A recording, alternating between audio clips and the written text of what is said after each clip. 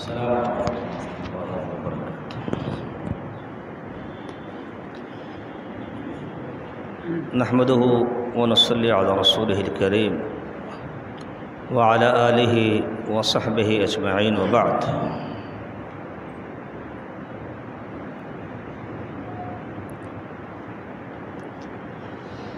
کتاب الفتن مشکات المصابیح عن ابی بکر رضی اللہ عنہ قال، صحابی ہیں سیدنا ابو بکر رضی اللہ تعالی عنہ،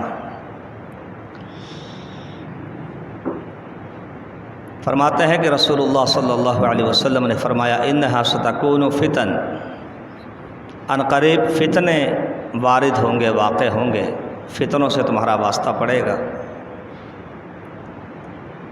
الا ثم تکون فتن، پھر فرمایا آگاہ ہو جاؤ، فتنے واقع ہونے والے ہیں، فتنے واقع ہوں گے.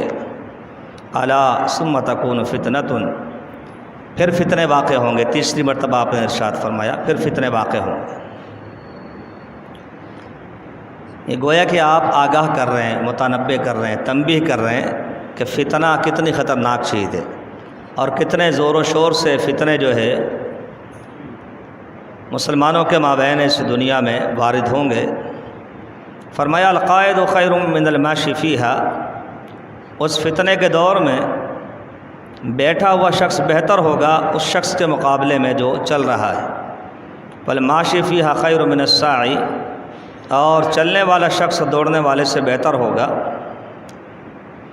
الا فاذا وقعت، آگاہ ہو جاؤ کہ جب فتنوں کا دور شروع ہو جائے، فمن کان لہ ابل فلیلحق بابلہ، جس کے پاس اونٹ ہوں اس کو چاہیے وہ اونٹوں کے ساتھ مگن ہو جائے، اپنا ٹائم گزارے، ان کی خدمت کرے، مشغول ہو جائے. ومن کان لہ غنم، جس کے پاس بکریاں ہوں، فلیلحق بغنمہ، وہ اپنی بکریوں کی خدمت میں ٹائم گزارے، ان کی دیکھ بھال کرے.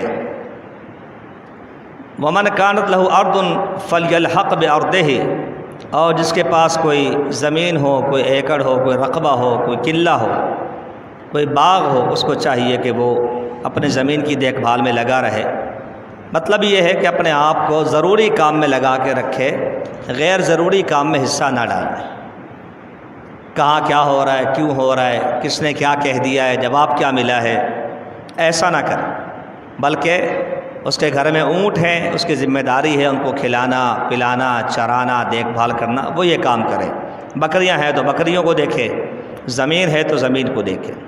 فقال رجل یا رسول اللہ صلی اللہ علیہ وسلم، ایک شخص نے کہا اللہ کے حبیب صلی اللہ علیہ وسلم، ارائیت من لم یکن لہ ابل ولا غنم ولا ارض، جس کے پاس نہ اونٹ ہوں، نہ بکریاں ہوں، نہ زمین ہو، وہ کیا کرے؟ فرمایا یعمد الی سیفہ فیدق علی حدہ بحجر، فرمایا اس کو چاہیے کہ وہ اپنی تلوار کے دھار کو پتھر سے توڑ کے خراب کر دے. فتنوں کے دور میں اپنی تلوار کی دھار کو توڑ کے، پتھر سے توڑ کے خراب کر دے. تلوار اس قابل نہ رہے کہ کسی کی جان لے سکے، کسی کو زخمی کر سکے. فارغ بیٹھا ہے تو ظاہر سی بات ہے جب فتنے واقع ہوں گے، بات بڑھے گی، لڑائی جھگڑوں کی نوبت آ سکتی ہے، تو تمہارے ہاتھ میں اگر تلوار ہوئی اور چلنے والی ہوئی تو تم بھی ہاتھ چلاؤ گے. تو فتنوں سے اپنے آپ کو بچانا ہے، یہاں تک کہ تلوار توڑنی پڑ جائے تو توڑ دینا، اس کی دھار خراب کرنی پڑ جائے تو خراب کر دینا. یہ ہے صبر کے ایام، یہ ہے صبر کا درس کہ آپ نے صبر کرنا ہے. ثم لینجو ان استطاع النجا، اس طرح وہ اپنے نجات کا بندوبست کرے اگر طاقت رکھتا ہے. اللہم حل بلغت، تو پھر آپ صلی اللہ علیہ وسلم نے فرمایا 3 مرتبہ، اے اللہ کیا میں نے بات پہنچا دی، اے اللہ کیا میں نے بات پہنچا دی، اے اللہ کیا میں نے بات کو پہنچا دیا. فقال رجل، اس بندے نے کہا یا رسول اللہ صلی اللہ علیہ وسلم، ارائیت ان اکرہت حتی ینطلق بی الی احد الصفین فضربنی رجل بسیفہ او یجیء سهم فیقتلنی، اس شخص نے کہا کہ اللہ کے نبی صلی اللہ علیہ وسلم آپ فرما رہے ہیں کہ اپنی تلوار کی دھار کو کند کر دو، توڑ دو، تاکہ تم تلوار نہ اٹھا سکو کسی مسلمان کے خلاف۔ اور آپ اللہ کو گواہ بنا رہے ہیں کہ میں نے بات پہنچا دی۔ تو مجھے بتائیں، اگر مجھے مجبور کر دیا جائے کہ جی دو جماعتیں ہیں، کسی ایک میں تو شریک ہونا پڑے گا، یا تو مارو یا مار کھاؤ، یا تو ہاں کرو یا نہ کرو، تو اگر ایسا ماحول بن جائے کہ دو صفیں آمنے سامنے آ جائیں اور مجھے مجبور کیا جائے کسی ایک کا ساتھ دو، اور کوئی مجھے اپنی تلوار سے مارے، کوئی تیر مارے اور مجھے قتل کر دے، تو پھر مطلب یہ تھا کیا پھر مجھے اجازت ہوگی تلوار اٹھانے کی؟ کیا پھر میں بھی تیر اندازی شروع کر دوں، میں بھی بدلہ لوں؟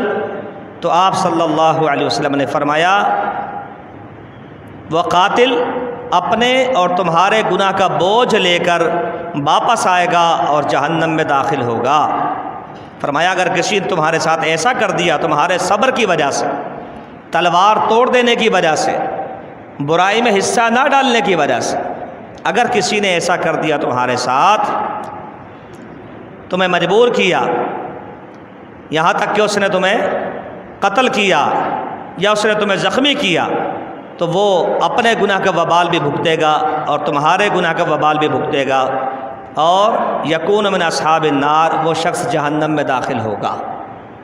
اب آپ اندازہ کریں فتنوں کے دور میں کس قدر صبر کا درس دیا جا رہا ہے۔ ہاتھ بھی روکنی ہے، قدم بھی روکنا ہے، ہاتھوں کو روکنا ہے، زبان کو روکنا ہے، تلوار کو روکنا ہے، تیر اندازی کو روکنا ہے، ٹھیک ہے جی۔ تو یہ صبر کے ایام ہوتے ہیں فتنوں کے دور میں کہ انسان کم سے کم اس میں حصہ ڈالے اور برائیوں سے دور رہے۔ اگرچہ یہ بڑے ہمت کا کام ہوتا ہے، لیکن باہر کے ہمیں حکم اسی چیز کا ہے کہ آپ نے فتنوں کے دور میں یہ کرنا ہے۔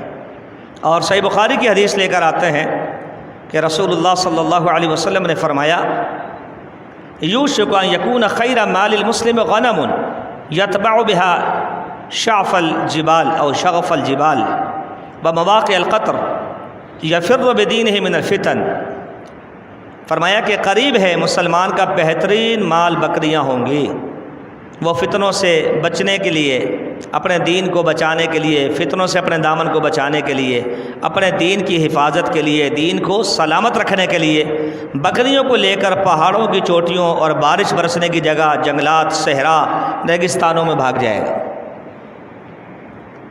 یعنی ایمان بچانا اتنا مشکل ہو جائے گا کہ اگر وہ وہاں رہے گا تو اس کا ایمان برباد ہو جائے گا۔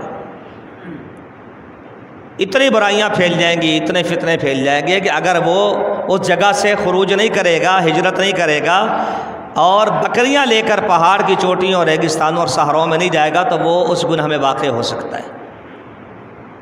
اہل علم نے صراحت کی کہ بکریوں سے مراد ہے قلت المال۔ انسان جب بھاگتا ہے تو ہر چیز اٹھا کے نہیں بھاگتا، بس گزارے کی چیزیں لیتا ہے وہ، یعنی تھوڑی چیز پر وہ قناعت کرے گا، مگر اپنے ایمان اور دین کو بچانے کے لیے وہ ایسا کرے گا۔ بہت خوش نصیب ہوں گے ایسے لوگ جو اس طرح اپنے دامن کو بچائیں گے، اپنے دین کی حفاظت کریں گے، اپنے ایمان کو بچائیں گے۔ تو یہ فتنے کے دور کی احادیث ہے کہ جس میں بہت کچھ کرنے اور کروانے اور کہنے اور سننے کو کہا جائے گا، مگر ہمیں حکم یہ ہے کہ ہم نے ہاتھ کو بھی سنبھالنا ہے، زبان کو بھی سنبھالنا ہے، پیر کو بھی سنبھالنا ہے، تلوار کو بھی سنبھالنا ہے، یہاں تک کہ کم